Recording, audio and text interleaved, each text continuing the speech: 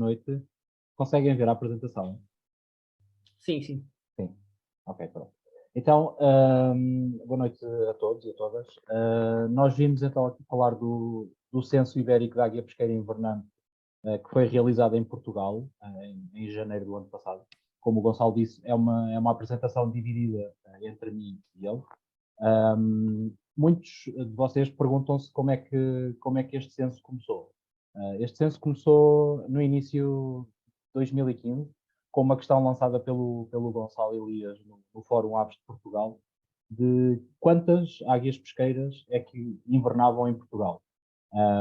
E muitos observadores responderam, eu próprio também respondi, fiz a minha aposta, e depois numa conversa com o Gonçalo, tivemos a ideia de realizar, através do portal Aves de Portugal, este censo em 2015. Ou seja, esta questão surgiu no dia 3 de janeiro de 2015, no fórum, e em janeiro desse ano realizámos o primeiro censo, que foi um censo piloto, ou seja, nunca tinha sido feito um censo dirigido para esta espécie, e então não sabíamos muito bem ainda qual a metodologia, quais as principais zonas de invernada e quantos indivíduos é que invernavam em Portugal. A verdade é que aconteceu, voltámos a realizar em 2016, juntamente com a comunidade de Andaluzia. O censo na Andaluzia foi coordenado pela Fundação Migres. Em 2017, voltámos a repetir o censo e a Fundação Migres conseguiu ampliar o censo a nível nacional, ou seja, foi um censo em que se contaram águias pesqueiras, quer em Portugal, quer em Espanha, um censo ibérico. Depois, passados 2 anos, novamente aconteceu o censo ibérico e conseguimos adicionar as Ilhas Baleares e algumas zonas úmidas no norte de Marrocos.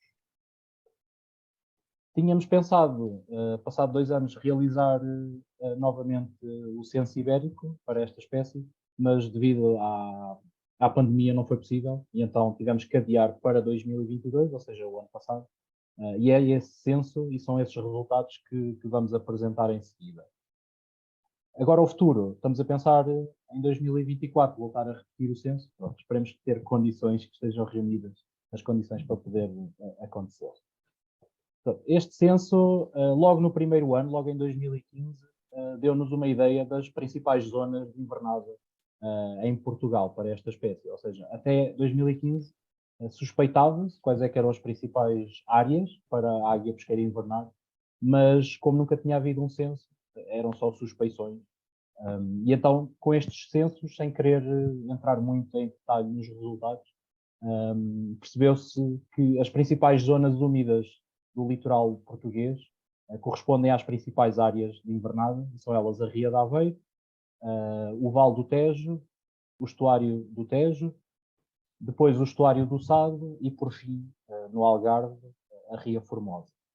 De destacar, não aparece neste mapa, mas de destacar também o Vale e o estuário do Mondego, que até 2022 era uma área cujos resultados variavam entre 3 e 5 aves, mas que no último censo de 2022 ultrapassou as 12 aves, ou seja, é também uma área a ter em conta para a invernada desta espécie. Relativamente ao censo de 2022, a metodologia utilizada foi basicamente a mesma dos últimos censos, dos censos anteriores. Foi o censo que aconteceu, como já disse, em Portugal e em Espanha. Nós decidimos organizar o censo em janeiro, porque consideramos que é a altura do período de invernado em que os indivíduos, as águias pesqueiras, estão mais fixas num determinado sítio, ou seja, é neste mês que vai haver menos risco de contarmos ou de encontrarmos indivíduos em migração, quer para as zonas de invernada, quer já de regresso às suas zonas de reprodução. Por isso escolhemos janeiro como o mês de eleição para o censo. Este censo desta edição aconteceu no dia 22 de janeiro e pedimos aos voluntários e às voluntárias que contassem e que visitassem as áreas, preferencialmente nesse dia, salvo algumas exceções. Alguns locais foram visitados no dia anterior ou no dia depois do dia 22. O censo aconteceu em maré baixa, E depois de todas as áreas que conhecemos de invernada da espécie, criámos 2 grupos, ou seja, áreas de prioridade 1, áreas que albergavam mais do que 5 ou mais águias pesqueiras a invernar, e áreas de prioridade 2, ou seja, áreas menos importantes, mas que albergavam menos de 5 indivíduos. Quanto aos registros, pedimos aos voluntários para registarem a hora de observação dos exemplares, o seu comportamento, ou seja, se estavam a pescar, se estavam a voar, se estavam a repousar. No caso de estarem a voar, qual é que era a direção de voo que tomavam. Isto foi importante para evitar a duplicação de indivíduos, dos mesmos indivíduos. Ou seja, 2 pessoas diferentes, em posições diferentes, estarem a contar o mesmo indivíduo.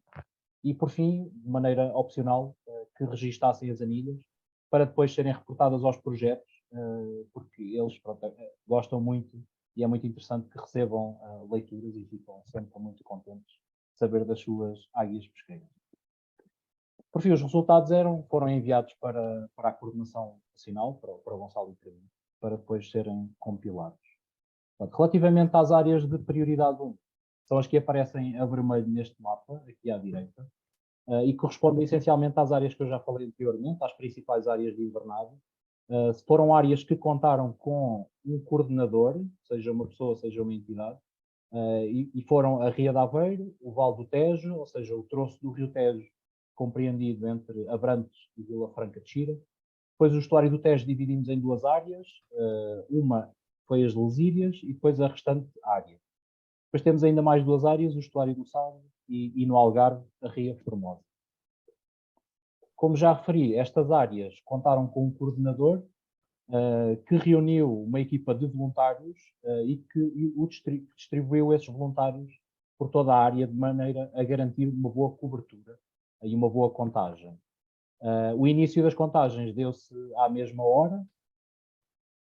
E importante, como eu já referi, quando estamos a trabalhar em equipa, é importante que os voluntários, pelo menos nas áreas contíguas, estejam em contacto para poder-se evitar, como eu já disse, a duplicação de indivíduos, para que o resultado final seja o mais próximo do real. E por isso foi importante apontar a hora de observação, o comportamento e a direção de voo das águias encontradas.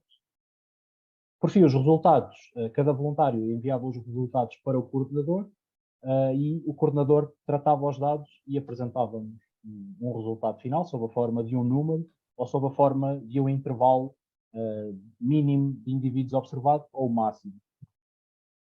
Nas áreas de prioridade 2, que são todas as áreas que aparecem a amarelo no mapa, os balõezinhos amarelos, são áreas mais pequenas, ou seja, fozes de rios mais pequenos, ou lagoas litorais, ou até mesmo as barragens.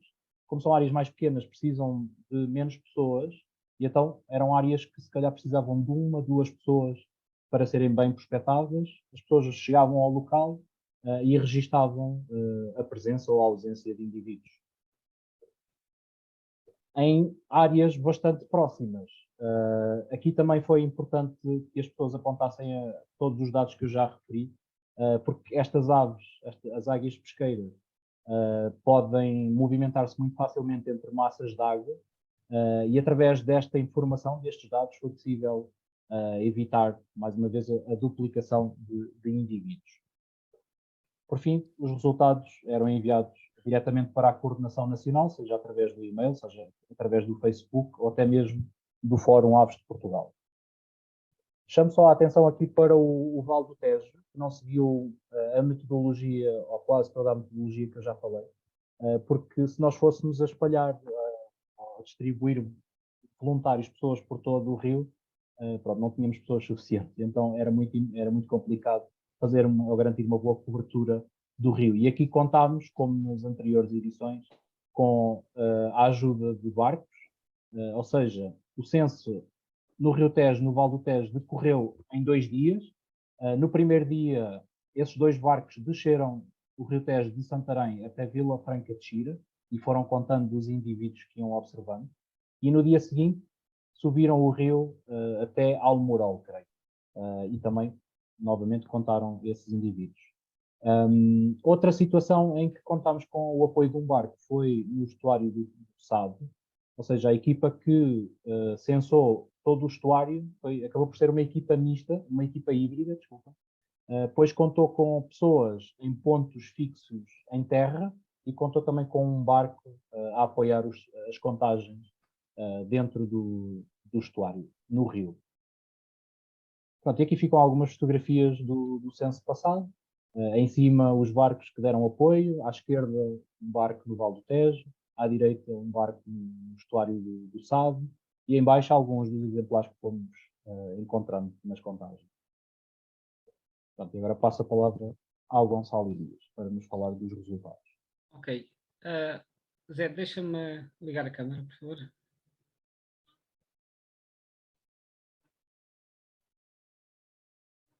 Ok. Ok, muito bem. Então, obrigado, João. Agora vou então fazer a segunda parte desta apresentação. Vou falar dos resultados deste censo e também comparar um bocadinho com os resultados dos anos anteriores. Esta imagem que está aqui é da capa da revista El Corso. A revista El Corso é publicada pela Sociedade Gaditana de História Natural. Gaditana, para quem não sabe, diz respeito à cidade de Cádiz, que fica na Andaluzia, que é, portanto, é onde está a dita sociedade. E este artigo é um artigo que foi feito em conjunto com a Fundação Migras, os Amigos del Águila del Pescador em Espanha e o Portal Aves de Portugal, ou seja, foi um artigo que apresentou o conjunto dos resultados de Portugal e Espanha. Nós fizemos um artigo em conjunto para apresentar os resultados para o conjunto da Península Ibérica. E, portanto, isto é a capa deste número, onde foi feita então a apresentação dos resultados, e aqui um mapa que está publicado nesse artigo, em que podemos ver um mapa da totalidade da Península Ibérica, com bolinhas de vários tamanhos. As bolinhas dizem respeito ao número de indivíduos, que está aqui na escala da direita, portanto as bolinhas maiores são mais de 29, e as bolinhas pequenas 1 a 3, portanto tem aqui vários tamanhos. E, portanto, podemos ver a distribuição das águias pesqueiras pela Península Ibérica. Essencialmente é uma distribuição costeira, como se percebe, desculpa, volto só ao slide anterior. O que é que se passou? Acho que tiraste do modo de apresentação. Volta só ao slide anterior, desculpa lá. Sim, portanto, a distribuição na península é essencialmente costeira, como se pode ver. Há alguns registros no interior, mas tanto em Portugal como em Espanha é sobretudo ao longo da faixa costeira que está a maioria das águias pesqueiras. Eu agora não vou detalhar muito os resultados de Espanha, porque depois o Carlos fará isso na sua apresentação. Passamos então ao slide seguinte, por favor. Aqui temos ainda uma outra imagem do dito artigo, em que tem um gráfico de barras, em que a barra vermelha diz respeito a Portugal e as outras barras dizem respeito às várias províncias de Espanha, em que a Andaluzia aparece ali a verde à esquerda, destacada das outras regiões, o que mostra que a Andaluzia tem, obviamente, alberga a maioria da população de águias pesqueiras invernantes. Temos depois dois gráficos circulares, e há aqui um, que é o primeiro, que mostra que entre Espanha e Portugal a população de águias pesqueiras invernantes está dividida em partes quase iguais. Portanto, temos 48% dos indivíduos em Portugal, 52% dos indivíduos em Espanha. Portanto, isto significa que a população portuguesa, no contexto ibérico, é muitíssimo relevante. Depois temos ainda um gráfico à direita, que isso depois o Carlos falará também, mas que tem a ver com a distribuição pelas vertentes atlântica, mediterrânica e cantábrica. Nós não temos em Portugal vertente cantábrica nem mediterrânica, portanto as nossas são todas da vertente atlântica, mas pronto, este aqui só para enquadrar então a importância da população portuguesa no contexto da Península Ibérica. Agora, aqui um quadro que apresenta o resumo, não apenas dos números de 2022, mas para comparar com os censos anteriores. Como o João já referiu, isto começou em 2015, o censo de 2015 foi um censo experimental em que nós estávamos a testar a metodologia e, portanto, aquilo foi preparado um bocadinho em cima da hora, quando surgiu a ideia no Fórum Aves, e, portanto, nós tentámos contactar algumas pessoas, pusemos as pessoas no terreno, mas não houve equipas montadas, nem houve descida do teste de barco e, portanto, os números não foram tão expressivos como nos anos seguintes. E, portanto, no ano seguinte, em 2016, resolvemos repetir e os números saltaram quase para o dobro. Como podem ver, passamos para quase 150. Esses números que estão aí, nós temos sempre um mínimo e um máximo. Isto tem a ver com as eventuais duplicações, como o João falou, nas zonas de maior dimensão, havia equipas de pessoas que estavam em contacto para perceber quando uma A via do ponto A para o ponto B, para perceber se era o mesmo indivíduo ou não. Mas houve casos em que nós não tivemos a certeza se havia uma duplicação de indivíduos. E, portanto, nós em cada local pedíamos às pessoas para indicar o mínimo e o máximo, em que o mínimo é o número de indivíduos garantidos e o máximo é o número de indivíduos possíveis. Ou seja, há ali, por exemplo, no caso de 2016, nós garantimos que houve 135, mas possivelmente haveria 150, mas não temos a certeza se houve ali alguns repetidos. Portanto, consideramos sempre o mínimo e o máximo. Depois, em 2017, repetimos o censo novamente, melhorando um pouco a metodologia e, portanto, os números subiram a um valor ainda superior. Quando chegámos a 2017, nós achámos que já tínhamos uma boa cobertura do país e, a partir daí, achámos que então o censo se fazia de 2 em 2 anos, já não se justificava fazer todos os anos, portanto, a ideia era fazer 2019, o de 2021, como o João referiu, acabou por não se realizar, fizemos em 2022 e agora, se tudo correr bem, passará a ser de 2 em 2 anos. Pronto, estão aqui os totais. É claro que 2019 é o ano que apresenta um total superior porque houve a inclusão de Marrocos. Em 2022 não foi possível fazer Marrocos porque havia ainda muitas restrições devido ao Covid, havia restrições às visitas para Marrocos, portanto isto caiu um bocado, mas podemos ver que tanto em Espanha como em Portugal os números caíram ligeiramente. Isto às vezes pode ter a ver com o facto do tempo ter estado mais seco neste inverno, pode ter a ver com questões metodológicas ou com uma menor amostragem de certas zonas, portanto o facto de ter diminuído um pouco os números só por si não significa nada, pode ser uma variação interanual. De qualquer forma, estão aqui os resultados comparados e o que nós podemos ver é que na Península Ibérica toda, sem contar Marrocos, invernam cerca de 400 águias pesqueiras. É assim o aspecto essencial que nós podemos registar aqui. Podemos passar, João? Agora, aqui um outro quadro, só com dados para Portugal, em que nós compilámos os totais por distrito do número de águias pesqueiras contadas. Aqui, mais uma vez, muitos distritos têm o mínimo e o máximo. Então, nós vemos desde logo que há aí 5 distritos em que os números estão sistematicamente na ordem dos 2 dígitos. É que são Aveiro, por causa da Ria de Aveiro, é Faro, por causa da Ria Formosa, Lisboa, que apanha uma parte do estuário do Tejo, incluindo a Lesíria e a parte inferior do Vale do Tejo, depois o distrito de Setúbal, desculpem, de Santarém, que no primeiro ano teve muito poucos porque não foi feita a descida de barco. A partir de 2016, quando começa a ser feita a prospecção de barco no Tejo, os números em Santarém passam para valores da ordem entre os 40 e os 50, como podem ver. Porquê? Porque há um grande número de águias pesqueiras a invernar ao longo do Tejo, que em alguns casos, o João já referiu que nós não conseguiríamos ter pessoas para cobrir o rio todo, mas ainda há um outro fator que é relevante, é que há sítios que nem sequer são acessíveis a partir de terra ou seriam muito difíceis e que a contagem é muito mais facilmente feita de barco. Portanto, descendo o rio de barco permite contar estes indivíduos que a partir de terra era quase impossível. Portanto, a contagem de barco em Santarém fez toda a diferença. No caso do estuário do Sado, no caso de Setúbal, tem números elevados porque apanha uma parte do estuário do Tejo, que é a parte sul, da zona de Alcochete, Montijo, Seixal, apanha o estuário do Sado, que também tem bastantes águias pesqueiras, e depois apanha algumas zonas úmidas de menor dimensão. Isto são então os 5 distritos que concentram cerca de 80 e tal a 90% das águias pesqueiras invernantes no país. No resto dos distritos, o que é que nós vemos? Vemos que há 5 distritos que estiveram a 0 em todos os anos, que foram Bragança, Castelo Branco, Guarda, Vila Real e Viseu. Portanto, são os 5 distritos do interior, norte e centro.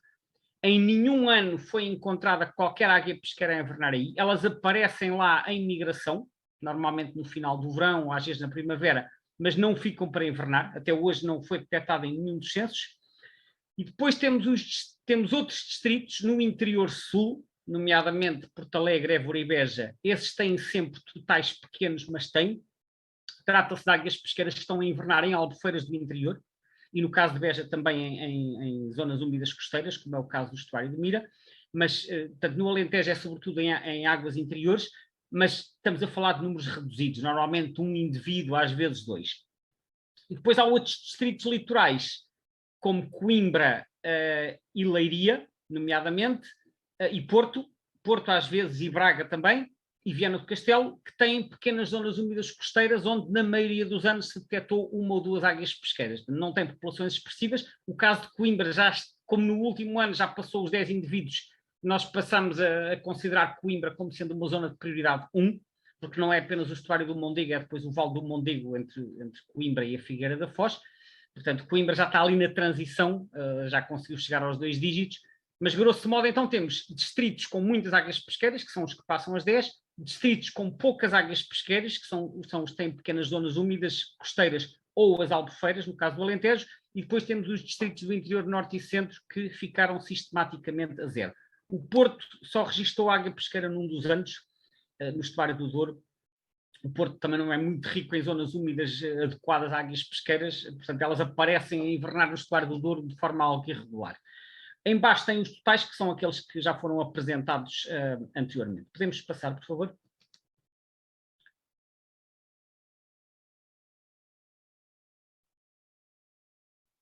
Agora, aqui um outro gráfico que nos mostra aqueles dados, mas agregados por tipo de local. Portanto, temos aqui um gráfico circular e agora temos aqui, então, 3 fatias. A fatia maior, que representa 73%, isto refere-se ao número de indivíduos, são as grandes zonas úmidas, que são, no fundo, são aquelas de prioridade 1. Portanto, Ria de Aveiro, estuário Vale do Mondego, Vale do Tejo, estuário do Tejo e estuário do Sado e Ria Formosa. Este conjunto de 6 zonas úmidas reúne quase 3/4 das águas invernantes, das águas pesqueiras invernantes no país. Portanto, são estas áreas que são especialmente importantes para a conservação em termos da população invernante. Depois, na fatia verde, temos as pequenas zonas úmidas. Isto aqui não inclui as albufeiras, que estão na outra fatia. Portanto, pequenas zonas úmidas, estamos a falar de zonas úmidas naturais de pequena dimensão, que na sua maioria tiveram 1, 2, 3 águias pesqueiras. O que é que se inclui aqui? Inclui-se pequenos estuários, que é o caso dos estuários do Minho, do Lima, do Cávado, do Douro, do Mira, do Guadiana. Inclui paúis, como por exemplo o paú do Quilobo, inclui lagoas costeiras, como por exemplo a Lagoa de Santo André ou a Lagoa de Óbidos. Portanto, são pequenas zonas úmidas que normalmente suportam 1 ou 2 águias pesqueiras. Só que são bastantes e estas áreas, no seu conjunto, acabaram por suportar 22% do total de águias pesqueiras, portanto isto dá cerca de 30 indivíduos aproximadamente. E, por fim, temos as albufeiras. Aqui, estas estão separadas das pequenas zonas úmidas porque são áreas artificiais. As albufeiras que registaram águias pesqueiras situam-se todas no Alentejo, mas a maioria das albufeiras, em 2022, não teve águias pesqueiras, portanto, houve apenas 5% do total, o que representa cerca de qualquer coisa como 8 ou 9 águias pesqueiras. Houve anos em que esta percentagem foi um bocadinho superior. Eu tive a sensação no censo de 2022 que, pelo facto de ter sido um inverno seco e de o nível de água em muitas albufeiras estar bastante baixo, que terá contribuído para certas albufeiras onde as águias pesqueiras costumavam invernar em anos anteriores não terem registrado águas pesqueiras neste inverno. Foi uma sensação com que eu fiquei. Não fiz nenhum tratamento de dados. Penso que em certos anos esta percentagem terá sido um bocadinho superior, mas nunca é muito expressiva. Portanto, as albufeiras são sempre a fatia menor. Se não for 5%, será 6 ou 7 ou 8. Não será muito para além disso. Portanto, resumindo, as grandes zonas úmidas costeiras, 3/4 da população, as pequenas zonas úmidas, que são lagoas, paúis e pequenos estuários, 22%, e as albufeiras, 5%. Estamos quase a terminar esta apresentação, mas queria falar de um episódio que aconteceu no censo do ano passado, que foi a Draga do Tejo.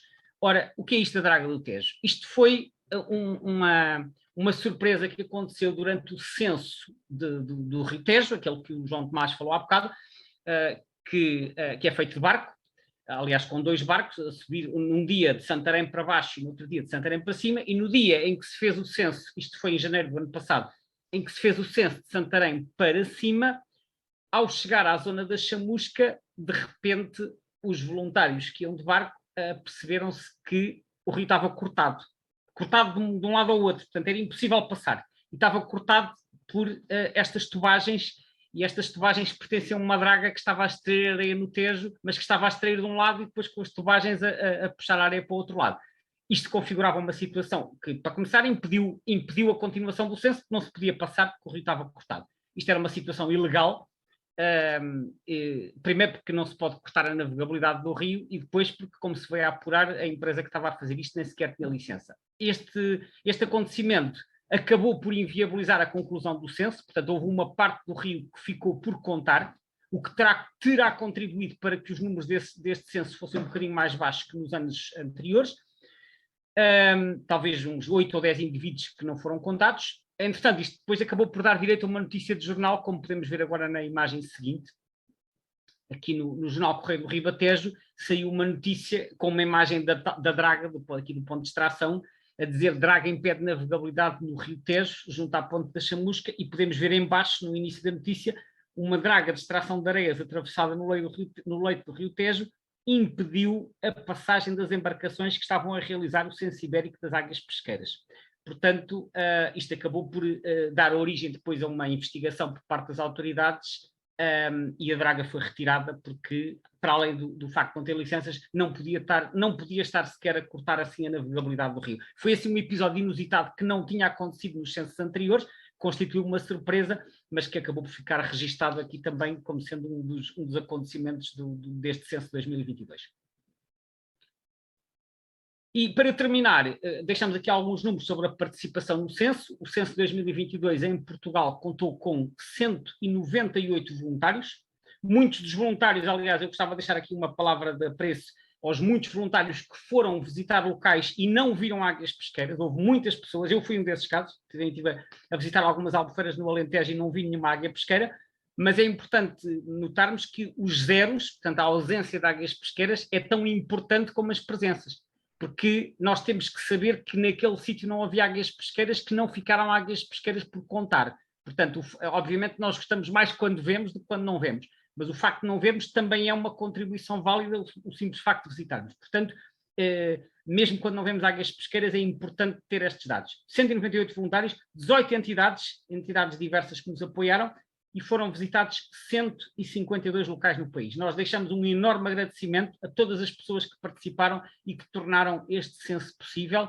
Já foi a 5ª edição em Portugal e já foi o 3º censo ibérico, e esperamos dentro de um ano então voltar a repetir esta iniciativa para ver como é que está a evoluir a população de águias pesqueiras. Muito obrigado pela vossa atenção. Terminamos então aqui a apresentação sobre o censo ibérico em Portugal. Agora vamos interromper a partilha e vamos passar à segunda apresentação, que é do Carlos Torralvo, que nos vai então falar dos resultados do censo. Não sei se ele quer ligar a câmara. Já está? Ok. O Carlos então pertence à Fundación Migres, que está em Espanha e que fez este censo em conjunto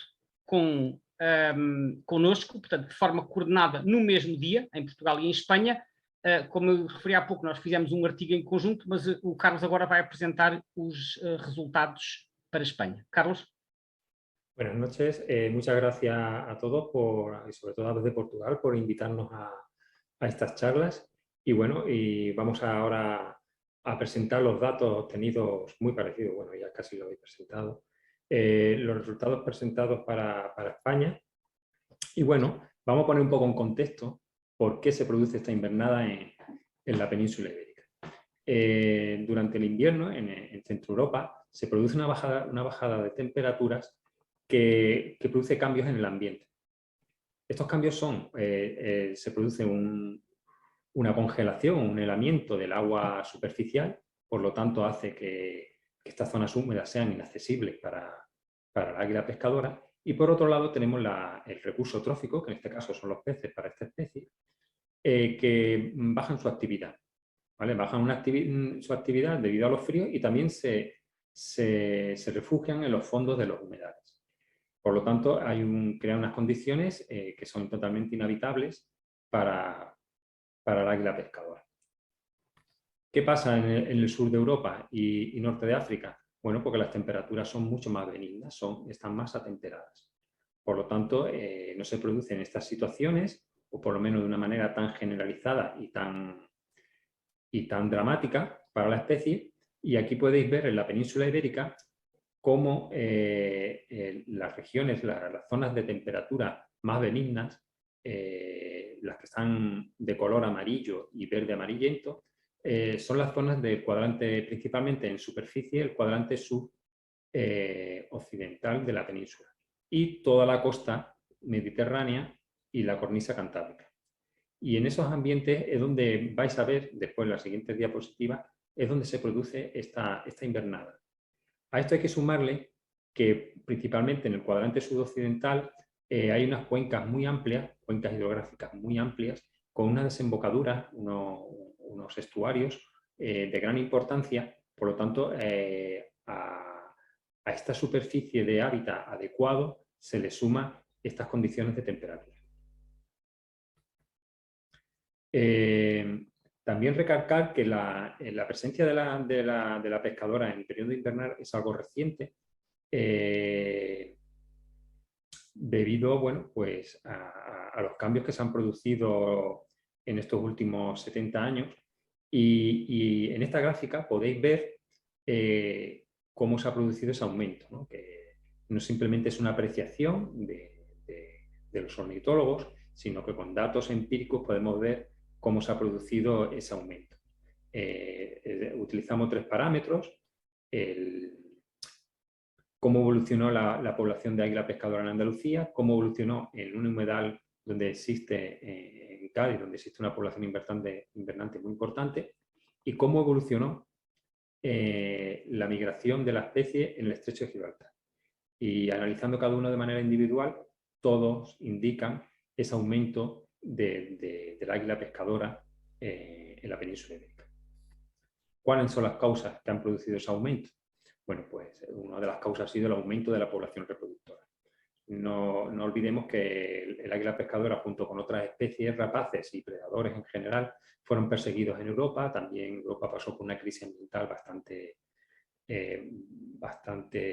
peligrosa para la biodiversidad, que gracias a muchos motivos pues ya en cierta medida se han corregido. Y después el cambio global, se describe en dos. En el cambio global describimos dos causas, ¿no? El aumento de la temperatura, el cambio climático, que está últimamente en boca y que todos conocemos, y también el cambio de uso del suelo. ¿Qué se entiende por cambio de uso del suelo? En el caso de orientado y centrado en la águila pescadora, pues se ha aumentado el número de piscifactorías, de salinas y embalses, que son unas lagunas, podemos decir, artificiales, que ha aumentado la habitabilidad de zonas donde no había peces, que era el alimento de la especie.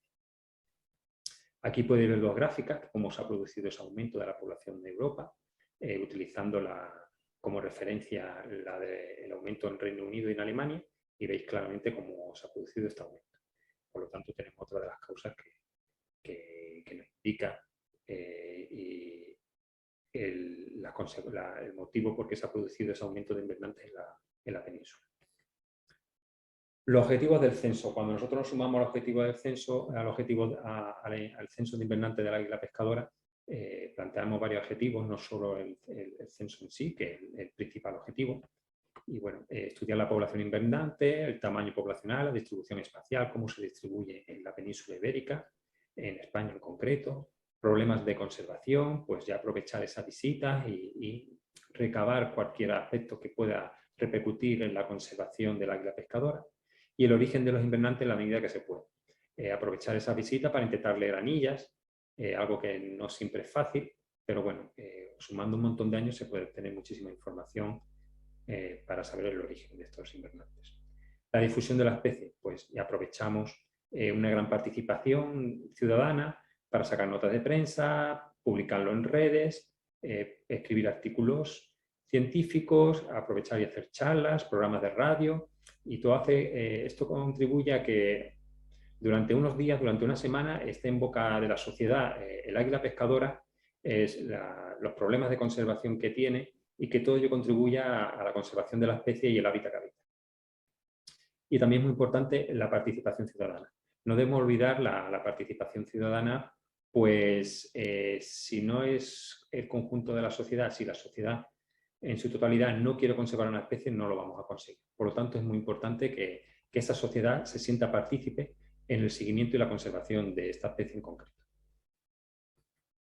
Bueno, aquí los resultados que hemos tenido a nivel peninsular, como veis en este último censo, hemos tenido unos números muy parecidos a los años anteriores, algo menos que en el censo 2018-2019.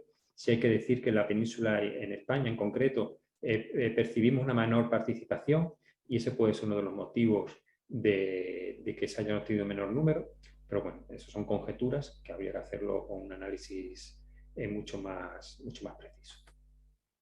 Y bueno, aquí veis los resultados que hemos tenido en España. En Andalucía, si recordáis, en conjunto de España, la zona con mayor extensión de temperaturas que suelen estar en torno a 19 grados, 15-19 grados, se centraba en el cuadrante suroccidental, que es donde está Andalucía, ¿no? También ahí tenemos grandes cuencas, que lo vamos a ver posteriormente, grandes cuencas hidrográficas que permiten un mayor hábitat para el águila pescadora. El resto de España, pues bueno, las zonas costeras en las que hay presencia del águila pescadora, alguna zona continental como Castilla-La Mancha, Castilla-León, Extremadura, pero destacan las zonas costeras, ¿no? Como Asturias, Cantabria, Cataluña y Galicia.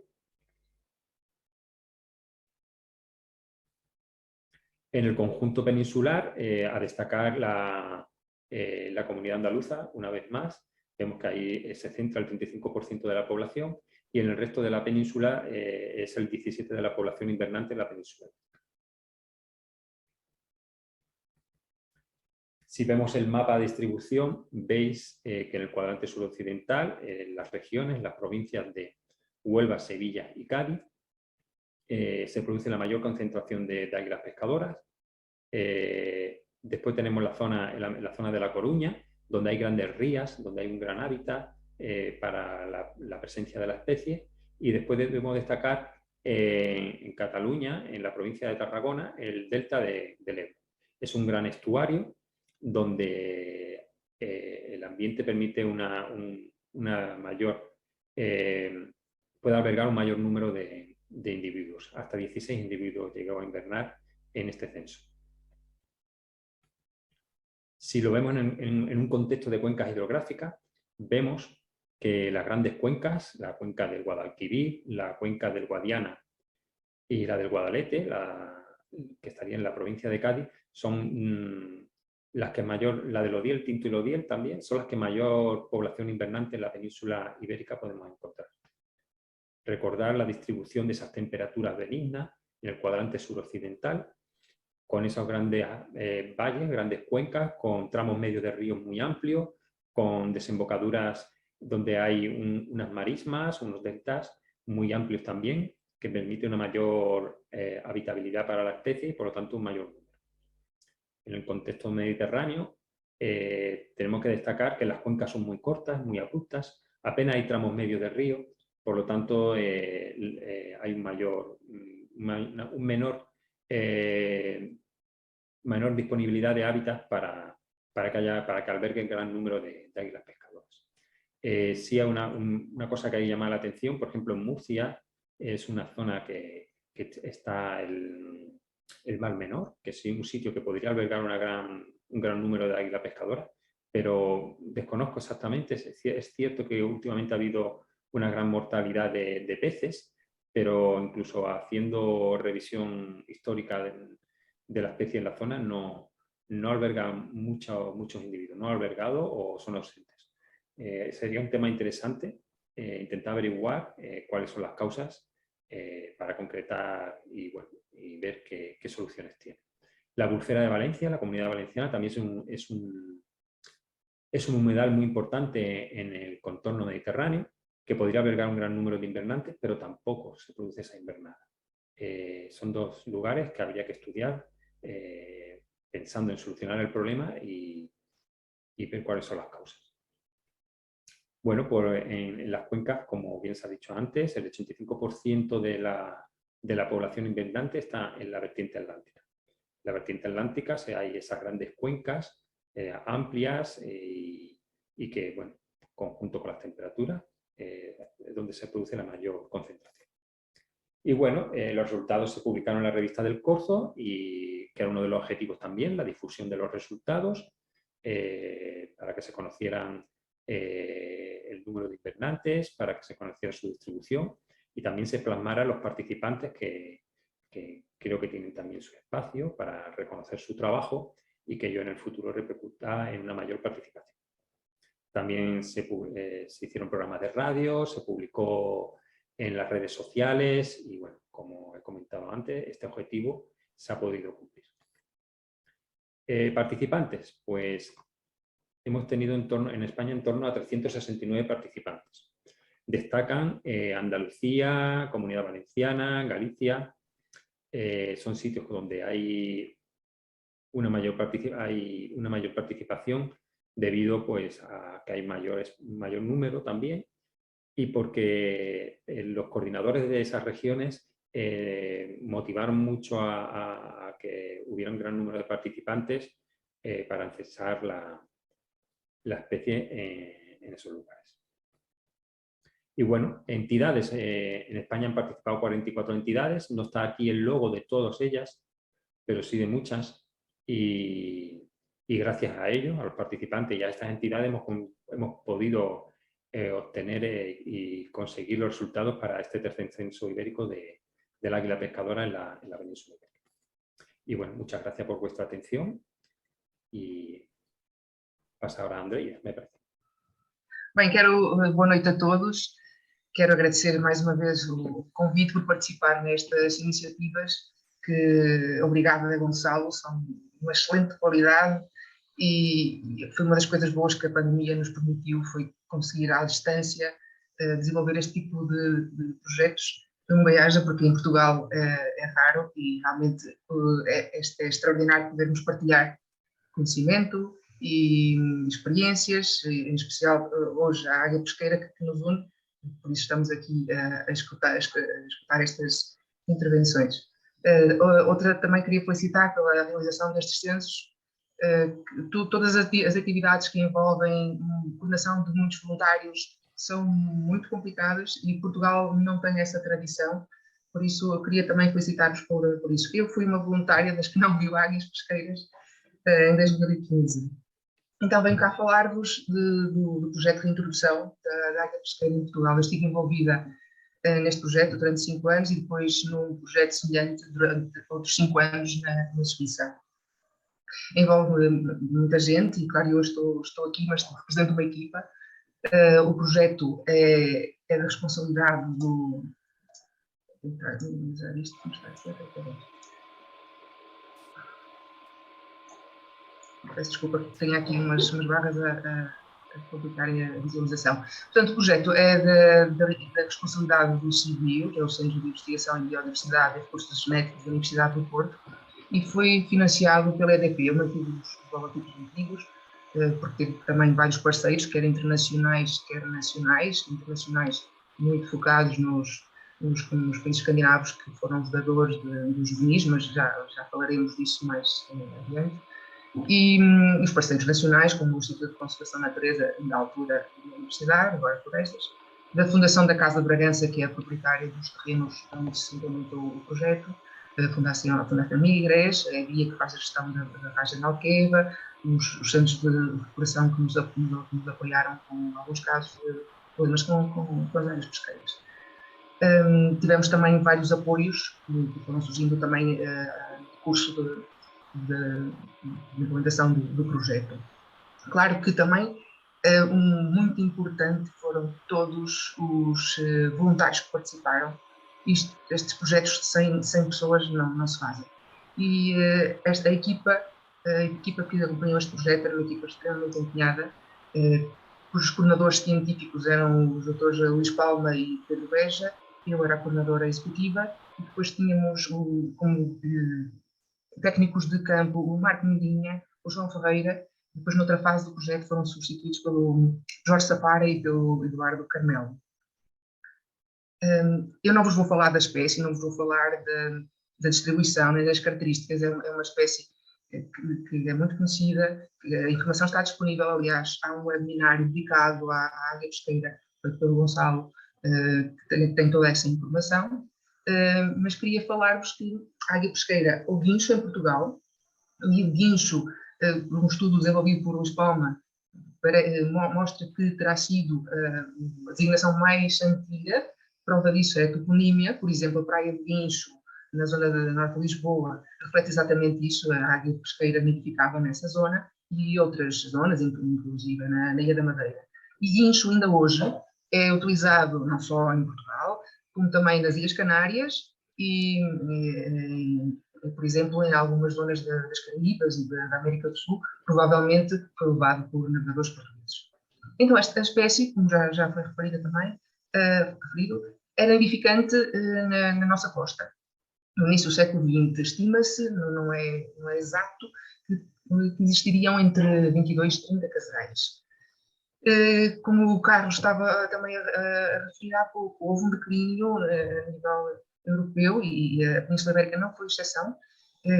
Tem a ver com vários fatores, mas a perseguição sistemática ao genocídio, o que era isto? Era uma medida apoiada pelo Estado que premiava a morte de predadores, entre eles a águia pesqueira. Aliás, a águia pesqueira está colocada numa das listas das que eram mais abatidas, porque eram predadores de outras espécies e então tinham que ser abatidas. Em simultâneo, começou a haver uma ocupação da nossa costa, justamente onde se encontravam os ninhos, e houve uma perturbação humana muito forte. Então, tudo isto contribuiu para que se fosse assistindo a uma extinção. Eu pus aqui a extinção entre aspas de propósito, depois podemos voltar. Ou seja, aqui no início de 1900 havia alguns casais que se localizavam a sul da Leiria, há registros no Pinhal da Leiria, e iam até à zona da Albufeira. Isto foi diminuindo, até que mesmo, apesar de depois mais tarde, se considerar a reserva de caça permanente nas Arribas, ao longo da costa, estamos a falar de 1983, também paisagem protegida declarada em 88 e a constituição do Parque Natural da Costa Vicentina em 95 não foi o suficiente para evitar que a espécie desaparecesse como reprodutora em 2002. Ou seja, em 97, o último casal conhecido a nidificar, que nidificava aqui no Pico da Agulha, aqui em frente à Praia da Rifana, na costa alentejana.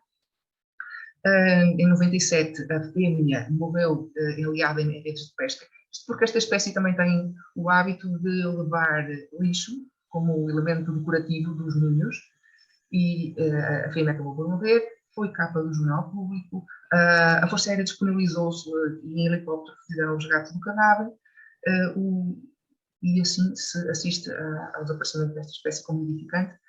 O macho ainda voltou nos anos seguintes, mas em 2002 desapareceu por completo. Entretanto, o ninho foi ocupado por Solana Branca.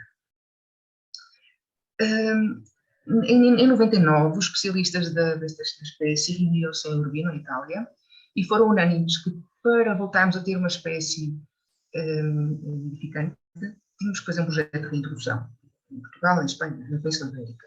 Isto porque, efetivamente, poderiam naturalmente colonizar a zona, mas demorariam 100, 200 anos, não se sabe, ou até não. A população mais próxima da costa portuguesa é do norte de Marrocos, que está a 450 km, é uma população pequena, que não se expande, por isso, se quiséssemos ajudar, teria que ser desta forma, um projeto de reintrodução. Um projeto de reintrodução é uma ferramenta que é a última usada em conservação da natureza, mas efetivamente é um projeto de esperança, porque permite de alguma forma restabelecer habitats, espécies que fomos nós, humanos, os causadores do seu desaparecimento, e neste caso está provado que funciona. Estou a falar das aves da vida. Este projeto de reintrodução, portanto, começou a ter início em Portugal e reuniram-se esforços e, inclusivamente, foi restaurada uma casa, uma infraestrutura na Torrasca, na costa. Os investigadores visitaram populações possíveis dadoras de indivíduos.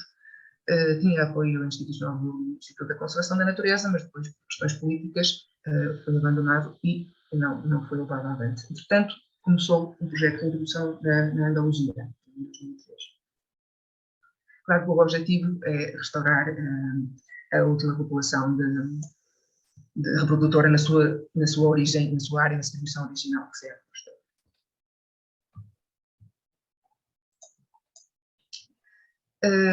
O projeto de reintrodução começou a ter início em 2011, foi um projeto de 5 anos, e depois teve uns 3 anos com complementação de algumas medidas que já vamos falar, e é chamado, denominado, que usa a técnica de hacking. Esta é uma técnica habitual com a amfetamina.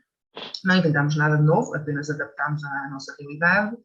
Foi baseada em experiências semelhantes. Começaram por ser feitos este tipo de projetos com águia pesqueira nos Estados Unidos nos anos 80, depois em Inglaterra, em Espanha, em Itália, e já o nosso estava em curso, houve mais no País Basco, na Suíça,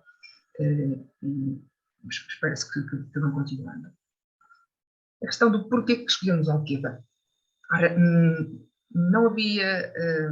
tivemos que fazer um estudo de viabilidade. Quando se faz um projeto de reintrodução, há essa obrigatoriedade, fazemos um estudo para perceber se as condições onde as espécies estão controladas para que volte a nidificar. E então convidámos os especialistas para verem as zonas que tínhamos selecionado. Essas áreas são avaliadas no que respeita às condições de alimentação e nidificação, à contaminação, ao tamanho, à pressão humana, a riscos de mortalidade, como sejam, por exemplo, abundância de linhas elétricas, a presença da espécie como migradora, ou hibernante, e, claro, as limitações logísticas e burocráticas que nos limitavam para arrancar com esse projeto. O que é que fizemos? Não havia censos da espécie, como viram, só começaram em 2015, o último ano do projeto, da reintrodução. Compilámos toda a informação possível referente a censos de outras aves, observações em noticiários ornitológicos, claro que refletem um pouco os sítios onde os observadores de aves se deslocam com maior frequência, e mesmo assim conseguimos compilar 11 sítios, e entre estes 11 sítios temos o estuário do Tejo, o estuário do Sado, a Costa Vicentina, a Rio Formosa e a barragem de Alqueva. A barragem de Alqueva, curiosamente, ocupava o 4º lugar neste ranking. Curiosamente também porque é um habitat extremamente recente, portanto tinha fechado as comportas em 2004, estamos a falar em 2010, e estava no 4º lugar. O estuário do Tejo apresentava bastante contaminação, muita pressão urbana, muitas ameaças. O estuário do Sado também, com pisciculturas que poderiam provocar algum conflito. A Costa Vicentina não tem as condições que levaram à extinção da espécie nidificante, não estão resolvidas. A Ria Formosa, muito perto do projeto de reintrodução em Espanha, e achamos que, se colocando talvez plataformas de nidificação, a espécie naturalmente começaria a colonizar esta zona. E a barragem do Alqueva, pois, como todos sabem, é o maior mar artificial da Europa, tem uma grande extensão de habitat de alimentação e reprodução, tem uma grande disponibilidade e acessibilidade aos peixes. As pressões humanas são ligeiras e de fácil gestão, não há gente a viver naquela zona, e tínhamos condições logísticas e técnicas muito favoráveis, porque tivemos também o apoio da SAIP, que nos permitiu restaurar uma casa de apoio a nossa sede de trabalho ao lado da torre da alimentação dos animais. Então, tínhamos a casa onde vivíamos durante o verão, as jaulas dos animais, tínhamos um barco semi-rígido para nos deslocarmos na barragem, uma jaula flutuante onde garantíamos um estoque de peixe vivo que nós pescávamos, isto porque é muito importante fornecer-lhes peixe fresco, o mais fresco possível, para não termos que fazer a adição de complementos vitamínicos, de cálcio, ou seja. A torre de hacking é uma estrutura extremamente importante e a colocação dela no local também, e fomos também aconselhados pelos experientes especialistas nestes projetos. Estava virada a norte, por exemplo, em relação a outros projetos, uma dificuldade muito grande era o calor do Alqueva, o stress térmico. Então a estrutura estava virada a norte para minimizar isso, debaixo de uma sombra de mazinheira, com redes de ensombramento, fomos de palmeira, o painel lateral de ensombramento, e tinha uma curiosidade: as pressões de rega, quando a temperatura disparava, ou seja, acabávamos por regar as áreas, o que permitia não só que elas tivessem gotículas de plumagem que se refrescassem e que estimulava também a exercitação dos primeiros voos. Em frente à torre colocámos plataformas de alimentação, porque quando elas voam, não vão a pescar, não sabem procurar alimento, e como tinham ali o alimento disponível até começarem essas dispersões. No fundo era movível e lavável. Os painéis frontais eram relativos, ou seja, quando observávamos, e todos os compartimentos estavam equipados com videovigilância, observávamos que já estavam a ponto de voar, preparadas para os primeiros voos. Durante a noite rebatíamos os painéis frontais para que ao amanhecer elas, quando quisessem, eram livres para fazer os primeiros voos. Portanto, alimentávamos, sempre tentando minimizar o contacto entre os humanos e os animais, portanto elas não nos viam. Colocávamos a alimentação através de um tubo de PVC nesses compartimentos que tinham ninhos e assim minimizávamos o contacto. Aqui algumas imagens da estrutura das jaulas, em trás, o tal tubo de PVC que alimenta os ninhos. Colocámos, além das plataformas de alimentação, bastantes pousos para ajudar estes pousos nas azinheiras secas que têm as terminações da ramagem muito fina e assim facilitava e eram extremamente utilizados. Fomos às populações da Suécia e da Finlândia, que estão estáveis e em crescimento, extrair crias e trouxemos em uma média de 12 indivíduos anualmente. Estas aves foram equipadas nos países de origem com as anilhas tradicionais metálicas e depois a anilha de PVC colorida com um P de Portugal e com 2 dígitos. A translocação foi feita por avião, né? A avião e a TAP colaborou, fazíamos voos diretos para Lisboa e sempre ao final da tarde para uma vez mais reduzir o stress térmico. Estamos a falar de julho, quando as temperaturas são muito mais elevadas do que na Finlândia e na Suécia. Cá estão eles, eram agrupados por tamanho e por idade, porque tivemos que fazer algumas limitações faseadas, porque algumas aves já estavam preparadas para voar e outras não. Está um detalhe do interior da torre. O aprovisionamento alimentar, como já vos disse, nós pescávamos o peixe do Alqueva e os voluntários tiveram um papel fundamental. Os compartimentos equipados com videovigilância. Colocámos, por uma questão de restrição orçamental, não podemos pôr emissores GSM, portanto só podemos emissores de rádio. Isso permitia-nos seguir os animais num raio de cerca de 10 km, portanto só conseguíamos intervir se alguma coisa estivesse errada enquanto eles estavam na zona da barragem. Quando iniciávamos as migrações, perdíamos o contato com os animais. Começámos por os emissores na cauda, fomos aconselhados, mas as aves mutilaram as penas e esses emissores caíram, algumas voaram sem emissores, está acontecendo no primeiro ano logo, outros convertemos em emissores de mochila e não voltámos a ter problemas. É importante este tipo de dados, é preciso ser transparente neste tipo de projetos para que outros projetos não cometam os mesmos erros ou não tenham os mesmos problemas. Não é? Aqui está, tínhamos que fazer seguimento diário, várias vezes, e de barco, em terra, e sempre possível visualizar a localização dos animais. E agora nos perguntamos, e quando é que elas vão? Nós não sabemos onde é que elas vão, porque não temos informação das nossas, mas se seguirem os movimentos das populações originais, como esta ave, por exemplo, aqui do lado esquerdo, uma ave sueca, vão normalmente para a zona da África Ocidental, para a zona do Senegal, da Gâmbia, da Guiné-Bissau, do Mali. Houve uma monitorização sanitária muito detalhada, os bichos eram testados no país de origem, depois quando chegavam ao aeroporto com mais detalhes, e depois antes da libertação também, e sempre que houvesse motivo para isso. Né?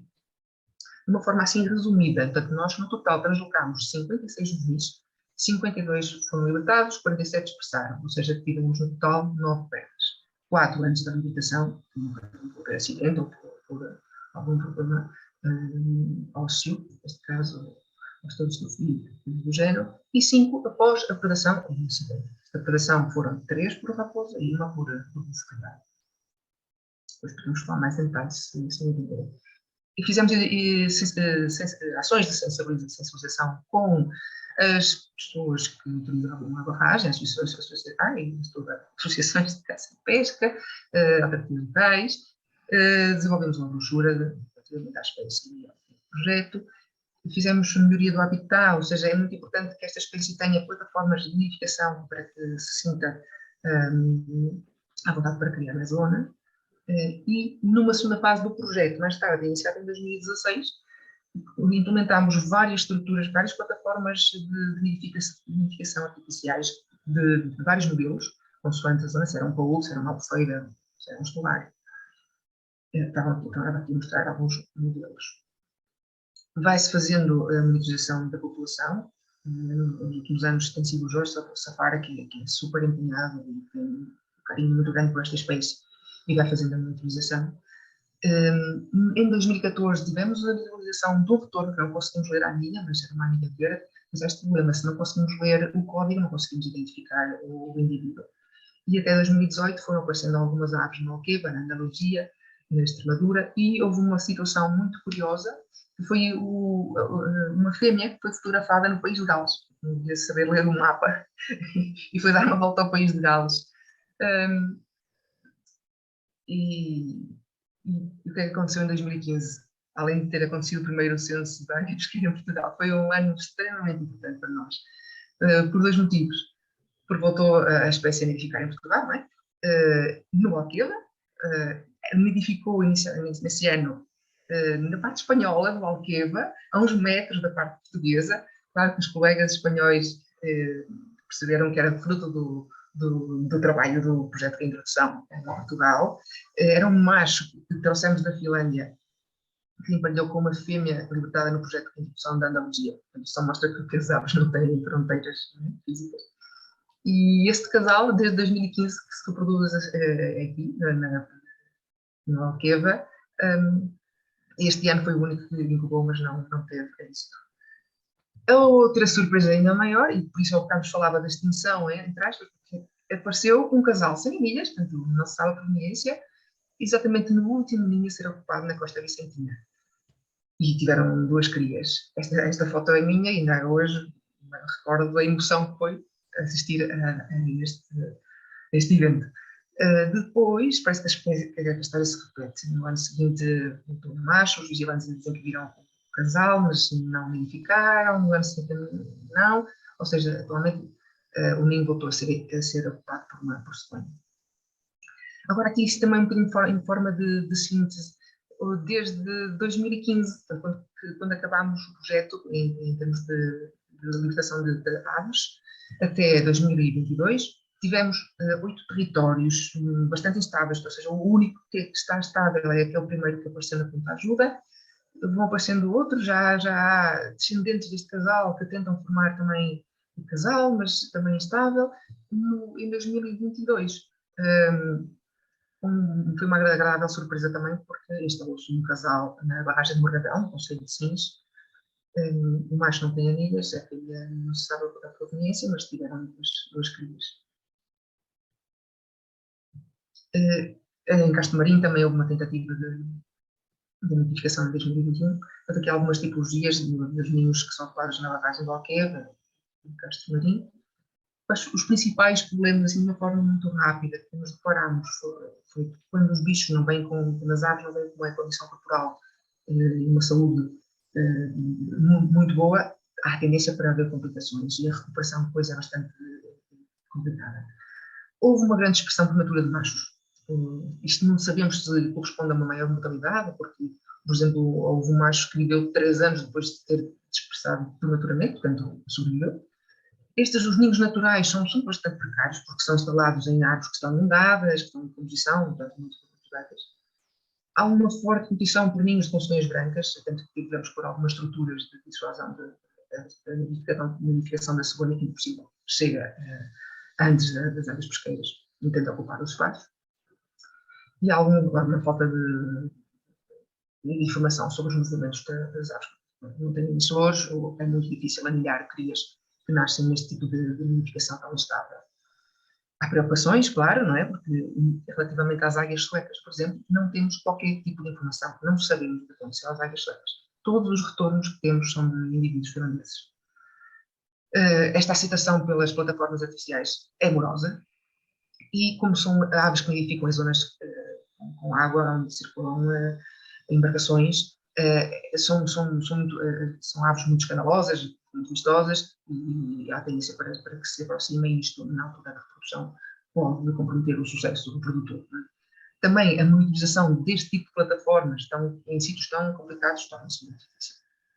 Há algumas medidas de conservação que se deveriam implementar, que seria assegurar esta monitorização detalhada da nidificação, assegurar meios para continuar a colocação de plataformas de nidificação artificial, fazer uma gestão rigorosa da zona costeira, regular essas atividades náuticas na zona onde as aves nidificam, e, claro, campanhas de sensibilização. Quanto mais conhecemos, mais podemos conservar.